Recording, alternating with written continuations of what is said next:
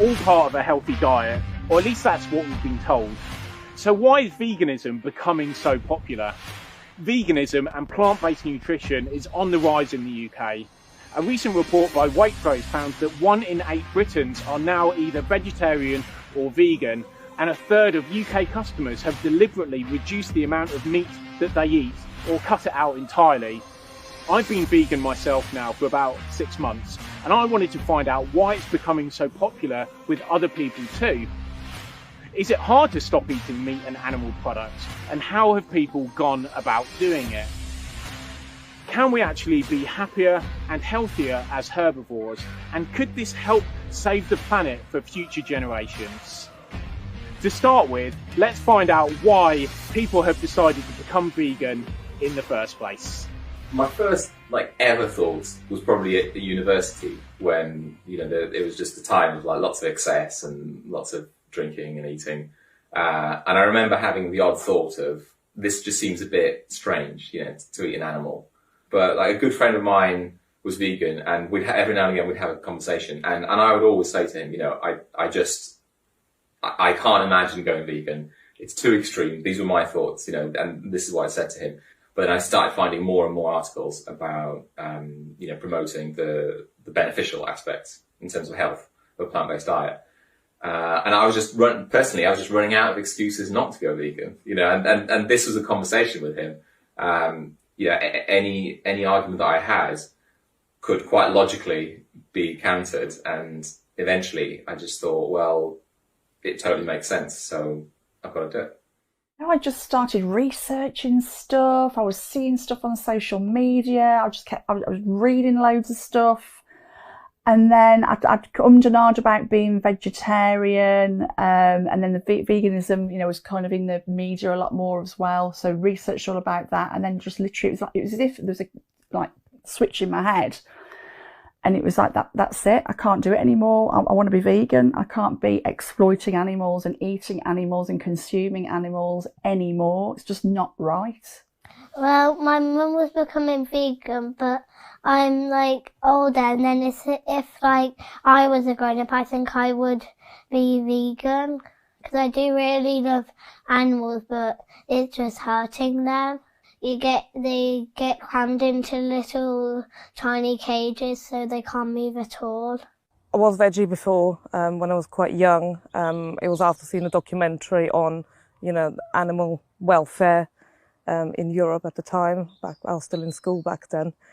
And, that really shocked me. And at the time, I didn't really make the connection with the dairy industry. But as I grew older, I kind of informed myself more on that. And that just scared me even more, to be honest. So, yeah, for me, initially, it was animal welfare. The fact that I don't think we're treating animals the way they should be treated. It was definitely the What the Health documentary on Netflix. I just found that completely shocking. I wasn't really surprised about the meat aspect because I always knew that was not healthy for us. But it was dairy that I was really shocked about because obviously we've been told from a young age that dairy is really important for your bones and growth and things. So I was really shocked about just the effects that it had on your body, and also as well, the animal side of things, just how they're treated and how the cows are constantly impregnated, and yeah, it just didn't seem ethical. And then as well, knowing the effects it has on the environment, the amount of methane that cows produce and how that contributes to global warming. So I think it was a combination of those three things, but I think definitely it was more the health aspect, just how bad dairy is for health. It was pretty much overnight. My mum just told me to watch something on Netflix called Food Choices. And, when you watch Netflix and it just continues rolling, and then it turned on to Cowspiracy. And straight after that, I was kind of drew the curtains and just out of paranoia, and think, wow, this is all, a set system where you're sort of told that, cow's milk's good for you and it's good for calcium. But there was another truth that I didn't really know about or hadn't gone in to explore too much. 2 years ago, I would never have dreamt that I'd be completely plant-based at this point. My wife was already eating basically no meat. She was eating a little bit of fish, a little bit of dairy. was encouraging me to at least reduce the meat. Coming from a sort of strength and conditioning background, protein has always been at the forefront. You've got to have your protein. That's what we were led to believe. She found me certain pro athletes from lots of different disciplines, whether it's from, you know, Olympic athletes, strength, track, endurance, that were using plant-based approaches to their diet and seeing remarkable results. So I thought, there's got to be something in this. Did the research, saw that these people were having fantastic results, and that's really what, you know, inspired me to first reduce the protein consumption anyway, because we couldn't find anything that would back up why we should be taking 200 grams plus a day of protein. So it seemed the right time to, you know, do both at the same time. A confluence of factors, I would say. I've had some severe health problems for a really long time. So I think from a health standpoint, that was something that I wanted to consider it really strongly. I was paralysed in 2008, so I had Guillain-Barré syndrome. I've got quite a few autoimmune conditions, and then I've suffered with fibromyalgia for quite a while. And that became debilitating. I was in bed for days on end with horrendous pain, and I actually thought I was going to have to give up working completely. It was really robbing me of my life. So that was a big reason for it. Another thing is the animals. I'm an animal lover. I know I couldn't hurt an animal myself, and I didn't really see the value or the need to do it. And I just remember driving down the road, seeing a livestock lorry, and you know, really, it caught me up. And I didn't eat much meat anyway. I did eat some wild fish. That was kind of the main thing I ate, but it really got to me then. And also the environmental factors. I'm really into, you know, being more eco-friendly, and I was starting to see that the impact that the livestock industry was having on the planet. So it's more, what reason would you have for not doing it, I think. The one thing that I can distill it down to that kind of clicked in my mind was when I watched a documentary on Netflix, Cowspiracy, and we were captivated all the way through it. And it's a documentary that focuses on the environmental impact of animal products, and its conclusion by the end, and the viewer is taken along the journey of, well, the only sustainable way, if we care about protecting the environment, is to really, really radically rethink how we you know, conduct our diet and stuff like that. And then once I'd heard it, I just could not, I couldn't go back. It was something that clicked in my mind, and I couldn't, in my own kind of beliefs, I couldn't then be fine with consuming animal products. So that's when I decided to go vegan. There seem to be three very compelling reasons for ditching meat and dairy from our plates. The first is about animal welfare. Is it right that animals are treated like commodities just because we like the taste of their flesh? Why do we treat dogs and cats like our best friends, but cows and chickens like our slaves? I've watched documentaries about what goes on behind the scenes at farms and slaughterhouses, which is so distressing and disturbing. Animals are living, feeling creatures and have just as much a right to peaceful existences as we do. Secondly, it appears that plant-based whole food diets are actually better for our health, and there's loads of scientific evidence out there to support this. And finally, we all know that we need to do something collectively to reduce the impact of climate change. The UN believes that a global shift towards plant-based food is vital if we're to combat the worst effects of climate change. Globally, animal agriculture is responsible for more greenhouse gases than all the world's transportation systems combined. So if we all decided to go vegan, or at least cut down the amount of meat that we eat, the planet would be in a much better condition for our children. The people that I've spoken to have clearly done lots of research themselves and watched loads of documentaries on the subject. And by re-educating themselves, they've all made a very clear decision that they no longer want to consume animal products. For many people, though, eating meat, eggs and dairy is such a big part of their lives. So is it hard to become vegan, and what's the best way about doing it? When I decided to stop eating meat, I decided to go vegan, but I kind of planned it out. So I had a long-term plan for switching from meat to vegan, and it basically was cutting out one ingredient at a time, quite literally. You know, so the first one I cut out was well, obviously meat, and then I was vegetarian for, like I said, a month. And then it was milk. I found milk was the absolutely easiest one to cut out, and so that was easy. And then it was eggs, and then it was cheese, and it was just one ingredient at a time. And during that time, I started researching recipes, how I can alter my cooking. I found it kind of reminded me of being a student again in terms of learning to cook. That I'd have to just learn slightly different techniques and different ways of cooking. I found in practice it was a lot easier than people think. I think even if you find yourself stuck in a steakhouse, you can order a jacket potato and steamed vegetables. And if with a little preparation, I think it's quite easy to do. More and more places are adapting menus. I think, yeah, and from that point of view, it was much simpler than I thought. And I think once you know the things that you know and you feel so passionate about it, it becomes even easier. When I switched, because I was more concerned about the nutrients almost, it sounds like really like, scientific, but I was more concerned about, right, I want to get the nutrients for my body. I wasn't really that concerned with like all these flavors and things. The change of diet, I didn't really find it that hard. And weirdly, the longer I was vegan, the more I thought, well, why would I go back?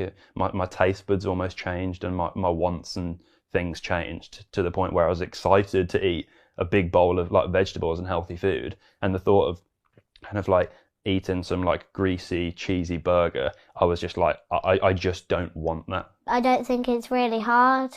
I think all you have to do is just think about the bad things about it. Not that it tastes nice, just think that what it's actually doing.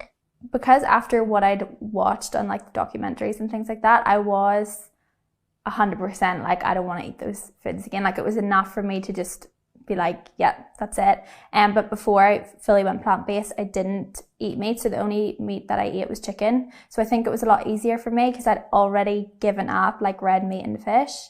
So it was only really chicken and dairy that I had to give up. But because there was so many alternatives, it was relatively easy. So easy. Ridiculously easy. I think the thing is as well is that in this day and age in particular, there's so much out there, so much in the shops now. I mean, I've seen a massive difference just from being vegan from like January 2018 to the here and now. There's so many more products available in that short space of time. I didn't think, oh, you can never have this, or you can never have that, or you can't eat this. It was more about the things that I can eat.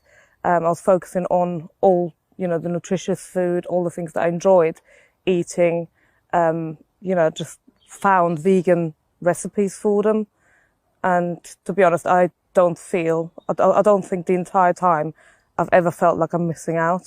So the first thing, particularly for us, was when we had to substitute the meat. And that's really what we did first. It was a case, well, what do we like eating? Particularly chicken. I think that was probably our main meat source. We took the chicken away and we replaced it, with beans, legumes, chickpeas, lentils. So we love, as I say, cooking the different types of Asian cuisines. So we found that those have worked exceptionally well with plant-based, ingredients. Went straight onto Facebook and just started typing in vegans, UK vegans, and then I found Birmingham vegans, and they were actually having a pizza night on the Tuesday. It just let me know that there's other people who are sort of going on a similar journey and who've been educating themselves about different food choices and where the food comes from.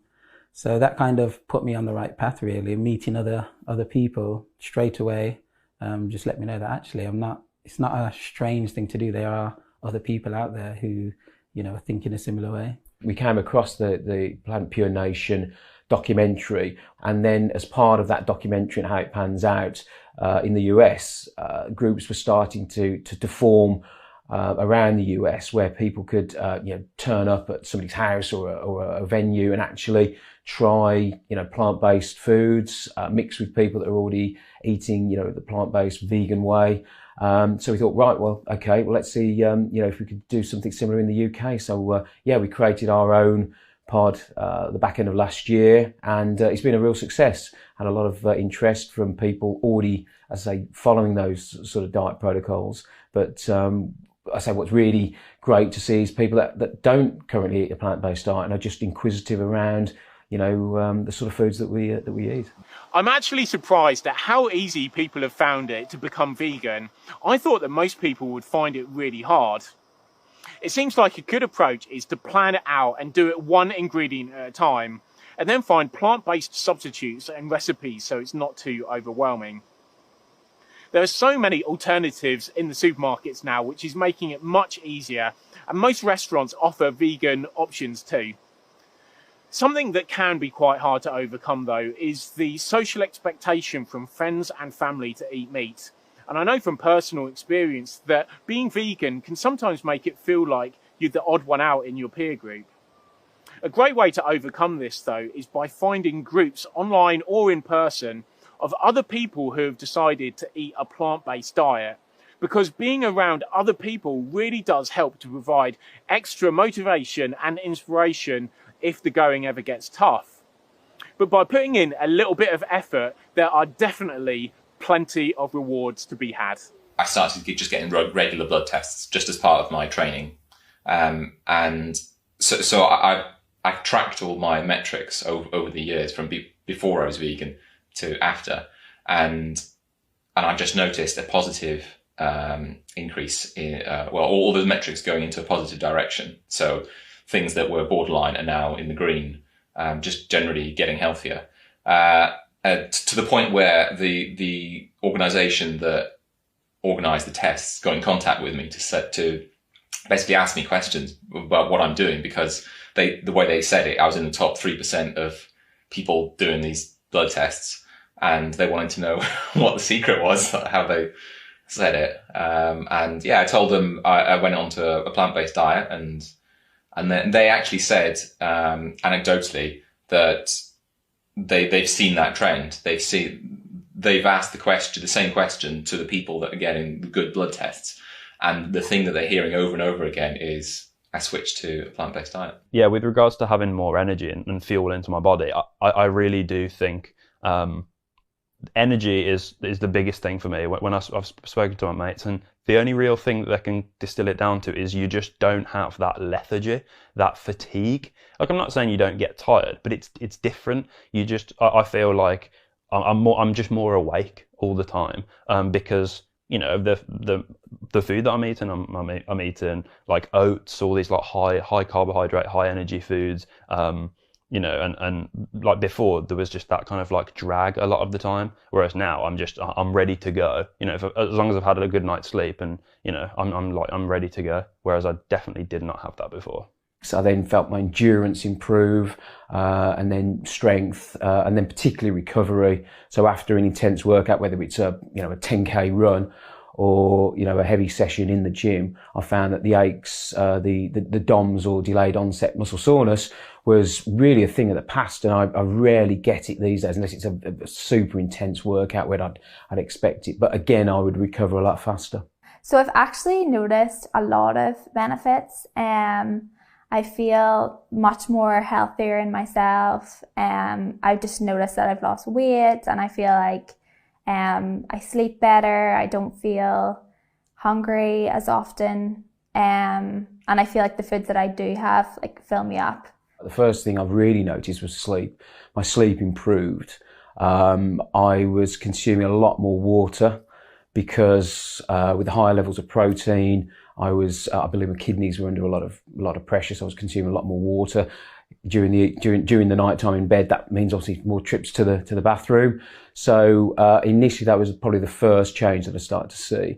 Then my skin started to, I suppose, clear. It was never it was never sort of spotty or things like that, but it just became clearer. My eyes became clearer. We didn't do it because of eczema, but then when I had it, I had really, really bad eczema, but now it's just gone. I get a little bit of an itch sometimes, but not really. I can't remember the last time I've had a flare-up with the fibromyalgia, and that is massive. And I used to have really severe allergic reactions this time of year where my eyes would actually swell shut and my entire body would be covered with welts. And I think that was all part of an autoimmune sort of response. And this is the first year that hasn't happened in a very long time. So that is amazing. So for years and years, I've suffered with autoimmune issues. So, you know, it could be skin conditions, could be joint inflammation, you know, like a variety of stuff really. And sort of 2017, I just got worse and worse, also triggered by a really busy job I had at the time. So there's like a lot of stress, a lot of meat, a lot of dairy, and I decided that, you know, I wanted to start really eliminating all those inflammatory foods, basically, such as meat, dairy, mostly. Yeah, so I started doing that, and I would not change it now. My health has improved so much. The main thing was for me was that a few years ago I had to have a full hysterectomy. So I was well, I don't take HRT, but as a result of that, my joints were very, very sore. So in the morning, before I got out of bed, you know, my hands were kind of like claws, and I had to really loosen them up before I got out of bed. Same with the rest of my body as well. Oh my goodness, so weird. I'm going to say literally within a month of turning vegan, I don't have that anymore. It's not that you just can miss out on all the foods that loads of people eat. You get even better food. You can get really nice chocolate. You can get like really nice pizza. You can get really nice other things. And the other day, we had a picnic and there was loads of people who weren't vegan.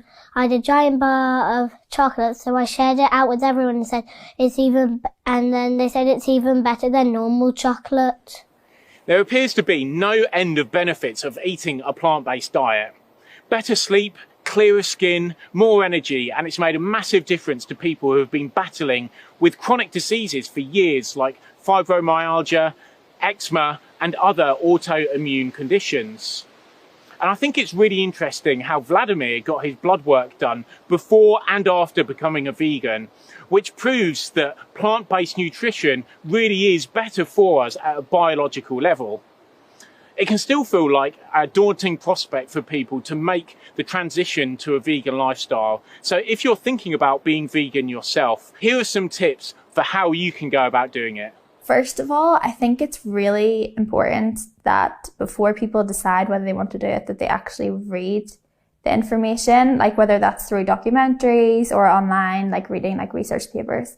Because I think it's important that people like make an informed decision.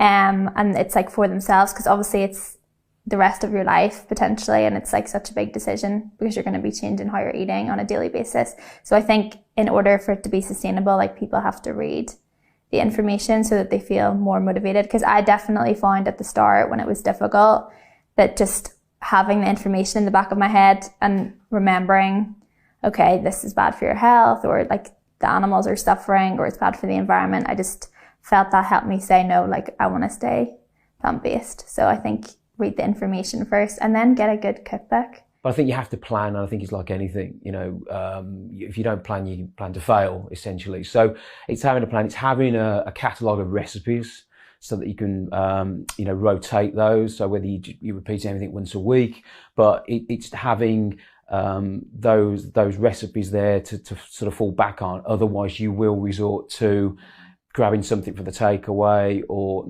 I say going around the supermarket not knowing what to buy. I suppose go at your own pace and do your research and find a group of like-minded people if you can, because if you have a support network, that's helpful. It can sometimes be overwhelming when you're around people that don't necessarily understand or want to support you. They say, oh, go ahead, one piece of bacon's not going to hurt. So I think if you can find a support network, whether it's online or in an actual group in your community, that could be really helpful. And don't beat yourself up if you go somewhere and you accidentally have something with a bit of dairy in it. Just take it slow and make changes that you can live with. And just keep a positive attitude and an open mind. Yeah, just one by one, you know, change your habits slowly. And don't be too harsh on yourself when you do slip up. Because, you know, it does happen, and especially in the beginning, I think it can be overwhelming because you do have to check labels and you do have to, you know, make sure that what you're getting is actually vegan, because sometimes, you know, there are hidden kind of ingredients and stuff. Take it slow. use the internet. The internet is just an absolute mine of resources. I mean, I'm a lover of YouTube, and the amount of vegan YouTubers out there that they're all coming at it from a different angle. That some with recipes, some people with recipes, other people with how to speak to your family about it, other people where to go and shop and all these different things. Use the resources that are out there, and don't think that you're on your own. Just reach out to people and they will help. And if you're in like a university, or if there's a local community group, then talk to them. If there's not, set one up, and there might be a person next door that's thinking the same thing. Oh, I'm not sure I really want to take this change. Do it together. Individuals on their own should come together and be like a collective, because we're much stronger like that. So I think, they'd probably be my 2 pieces of advice. There's always talk of a triangle. So it's to do with the environment, it's to do with your health, and also to do with animal rights. And just have a look at all of those areas and then weigh up the option and see, well, do I actually need to eat this or not? And, have a look at some of the more influential people on Instagram and just see what types of foods they're eating. And if you do read about the health benefits of it, it's something that you can't really say, well, I don't want to do. If you want to live, not necessarily just a longer life, but if you want to have a better quality in your later life, then really it's something that we should all be thinking about. I think it's such a great thing that more and more people are deciding to become vegan.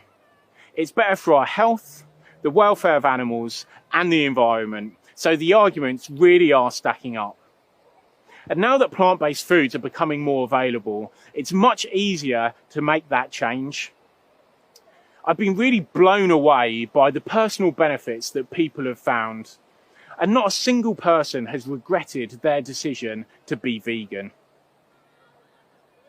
If you'd like to stop eating meat and animal products, I hope that you've been inspired by watching this, and feel assured that it's not as difficult as it might seem at first. And finally, I would like to say a big thank you to everyone who's taken part in this documentary. It was great to meet them all, and it's really motivated me personally to continue my own plant-based journey.